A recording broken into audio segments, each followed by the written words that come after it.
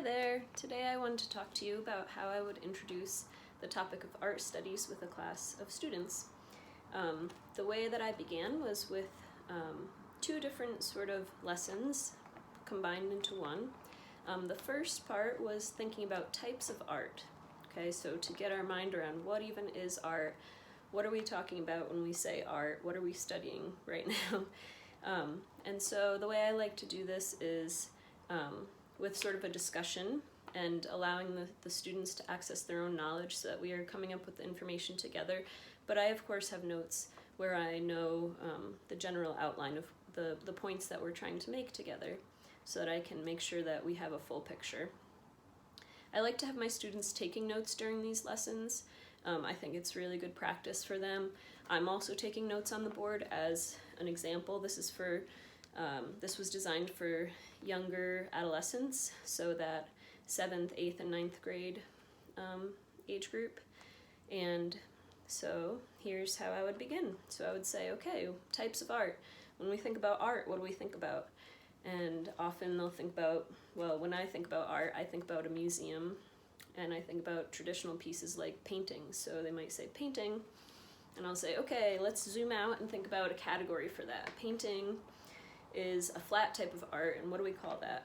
So that's two-dimensional art. So that might be our first category.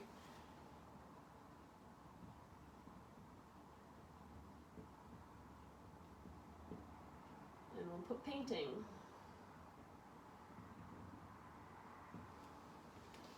Okay, some other two-dimensional art might be drawing, printmaking, photography. So I'll put some of these up.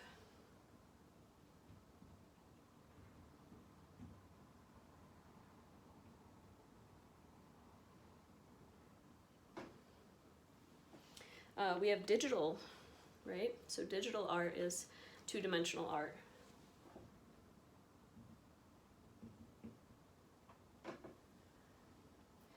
We have animation.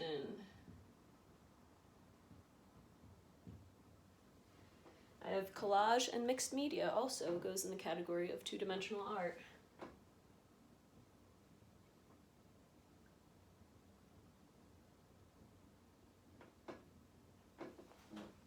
Okay, so hopefully they're helping you come up with these ideas as you're putting them up on the board. So if we have two-dimensional art, we also have three-dimensional art.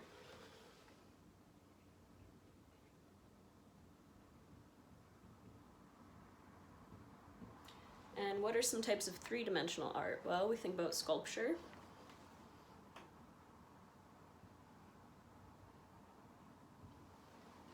What else do we have? Oh, we can have furniture and jewelry.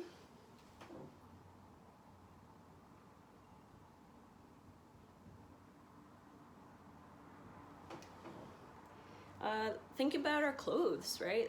Art, fashion.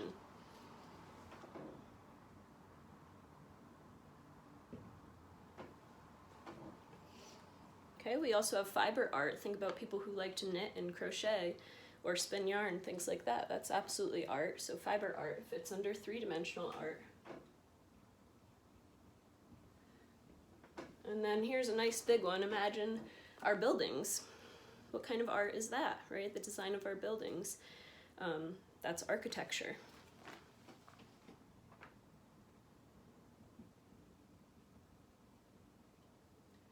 Nice big type of three-dimensional art. Okay, so we have two-dimensional, three-dimensional. Let's think about other types of art. So we also have literature as art.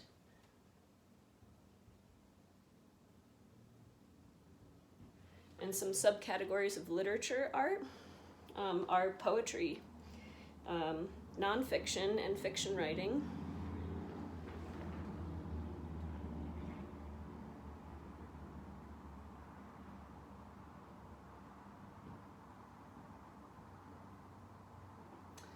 nonfiction is a little tricky, right? I think that it would fit under the category. See, a lot of these, and you'll notice you'll get different responses for this discussion, right? Kids will think all kinds of ideas, which is awesome. And so you get to sort of play around with the ideas.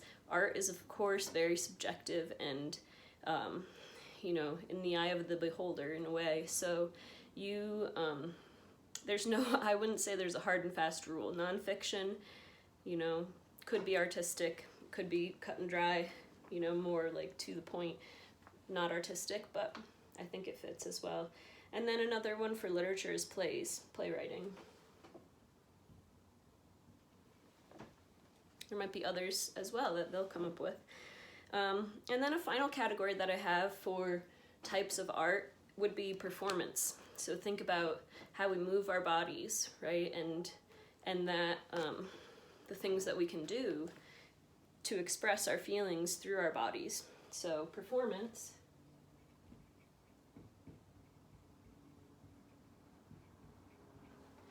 And with this, we can think about things like dance, right? And film, theater.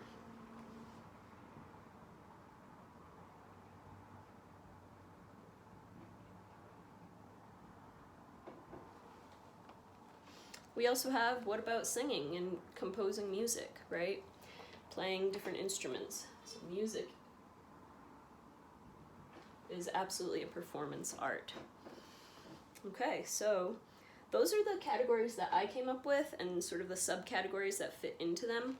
I'm trying not to get into the types of media that can be used, meaning like the materials that we use. So paper and you know, all the different types of paint and things, because later, that'll be a later lesson actually. I'm thinking more about categories of art, like what is out there in terms of art in our world. So that's a pretty good list of what I would include for types of art. And then the second part of the first lesson that I do for Introduction to Art is styles of art. And with this, we're really thinking about almost the voice of the type of art. And with this, we're going into two-dimensional art, really looking at paintings and things like that. Actually, not completely. You'll see in a second. But it's the manner by which the artist portrays the subject matter or expresses their vision. That's a definition of styles of art. And to get them thinking about this, and they may not have heard of many of these terms, so these might be new to them, which is great. We're exploring some new content, of course. So I'll just start by throwing one out there. So have we ever heard of abstract art? Okay, so we have abstract.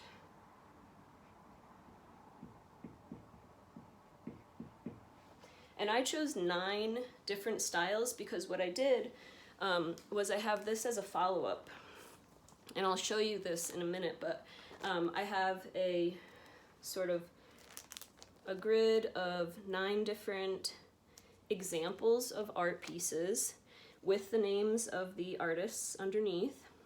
Okay, and I chose very iconic images, iconic pieces of work that they may have been exposed to already, so that we can get a sense of what is the style that this artist works in, or at least that this piece of work portrays. So I'll show you that after we get this list generated, because I like to get this list first and then we match up these styles with those specific pieces of work. Okay, so we have abstract, impressionism.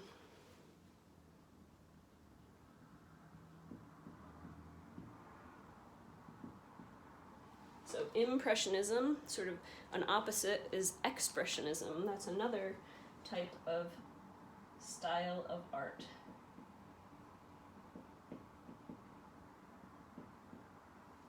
So expressionism. We have cubism.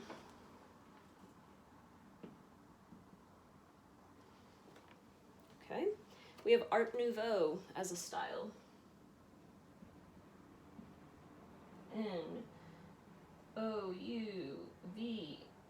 Nouveau.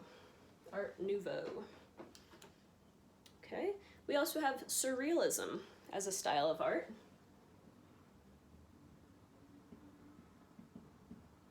The kids often always say then realism, which would be great. I could include realism. I didn't include it as one of the examples, but maybe should, because that's absolutely another style of art. So we could add it to our list, but I kept mine to the 9 that that it had pictures matching too. But totally we can add other other styles that they come up with, because it's true, absolutely. That's the thing, these aren't complete lists, you know, there will always be more styles, more types of art out there to explore. We have pop art.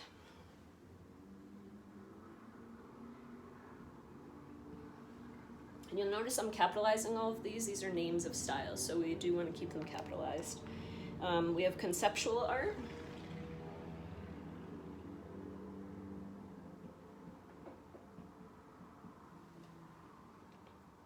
And the final one that I have is graffiti art.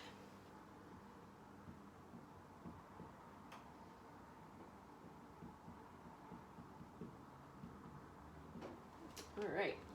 So those are the 9 styles that I chose to focus on for the follow-up work. So after we took these notes together, what I would do is I would have copies of this matching sheet, one for each kid, and the first instruction would be to cut them all out.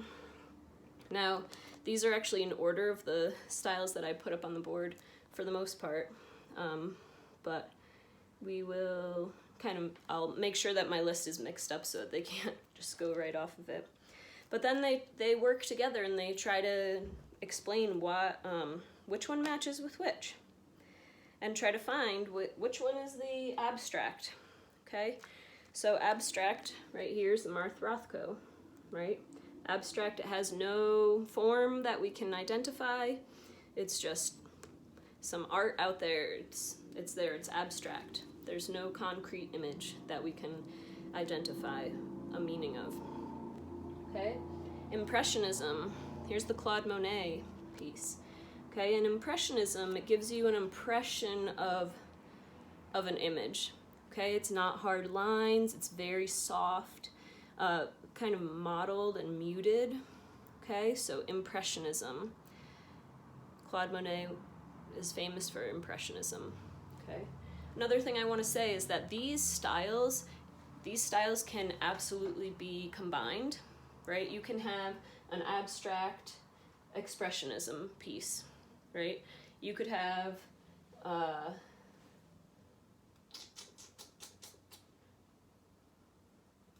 various things could be combined.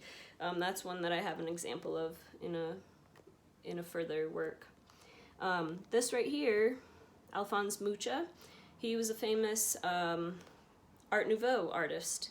And with Art Nouveau, it was the turn of the century, I believe, and into the 1900s. And it really was categorized by, or maybe the 1800s, I'm not positive about that. We'll have to look that up, which is fine. I don't have to be an expert at all, you know. But it's categorized by a lot of detail, very fancy things, a lot of like floral accents. You'll see it on buildings sometimes, right? Some stairwells or stained glass pictures can be Art Nouveau, very detailed, full of detail. Okay, Expressionism is kind of the opposite of Impressionism, right? It's loud, it has bright colors, it really tells a story. So the Expressionism is right here, the Scream by Edvard Munch, right? It has bright colors, it really is expressive, it has a lot of feeling, whereas this one is more like relaxed, subdued. Expressionism is in your face, loud. Cubism is one that they can usually guess, and this is the Pablo Picasso piece. It has a lot of cubes. See the lines? Instead of having soft lines that look more realistic, he chose to make the piece into cubes and forms and geometric shapes and have right angles, right? That's the idea of cubism. We talked about Art Nouveau. Surrealism is, so sur meaning under, real, so it's sort of that dream state. It's stuff that is in our imagination. It's not things that we find in the realistic realm. Okay, so the example of the surrealist painting is Salvador Dali, right? The melting clocks there, where that is not something that happens in real life, but it's sort of dreamlike and very interesting, very imaginative. Okay, pop art is more, so pop, we think about popular, it's images that we have in our collective consciousness, right? So an example of that is this, Andy Warhol. He did a lot of pop art, and this is a very famous painting of his Campbell's soup can, right? And that's an image that calls to mind certain feelings for people, but it's something that is very familiar to us. It's a popular image. So pop art is the idea of that. Conceptual art. Now, conceptual art is so interesting. It allows us to really twists our mind and makes us think in new ways. Okay, so an example of conceptual art, I love this example right here. His name is Joseph Kosuth, which I wasn't familiar with him. But what this is a chair. It's a physical chair, three-dimensional chair just sitting there. Then he has a picture of the chair on the wall, okay? And then he has a definition of what chair is, okay? So all of it is chair, chair, chair, chair, in different ways. And it's a concept piece, right? So it makes us think, they often is this art? You know, that's the idea of a concept art piece, where you're like, this makes me think, makes me question things, right? Is a chair sitting there just art? But then what if I have a picture of it on the wall? Is that art? Then a definition. Okay, now we're getting into some kind of weird feeling and weird thing. Concept art. Very interesting. And then graffiti art. Okay, and Banksy is a very popular graffiti artist. I just chose one of his pieces. And graffiti art is art that you would find around, put up in odd places, right? Graffiti, using spray paint and putting it somewhere where maybe it shouldn't be, right? Using a public building, using a public space, and putting something surprising there. That's graffiti art. And Banksy's very popular for that, where he will just put pieces randomly, and it's a mystery, really, who he is and what he's doing and what he stands for, but people love his work because it surprises you. This woman sweeping things under a rug, but it's really just on the side of a building. Very cool. So that's what we would do together is we would cut these out and match them together, have them write, and then glue them or tape them into their notebook, write the type of art the style that they decided upon. And then their follow-up work, I give them a second set of art pieces, right, where they have to do the same thing. So use what they learned to match them up. Some of them, like this piece here, this is actually abstract expressionism. Has the loud painting, and it's abstract, right? There's no actual form to it. So I kind of make it a little bit more challenging for them in that way. But it leads to really rich discussions that way, and allows them to give evidence for why they think a certain piece falls into a style. So this is how I would begin a study. It's an introduction to art studies, and I hope that was helpful. Enjoy. Thank you.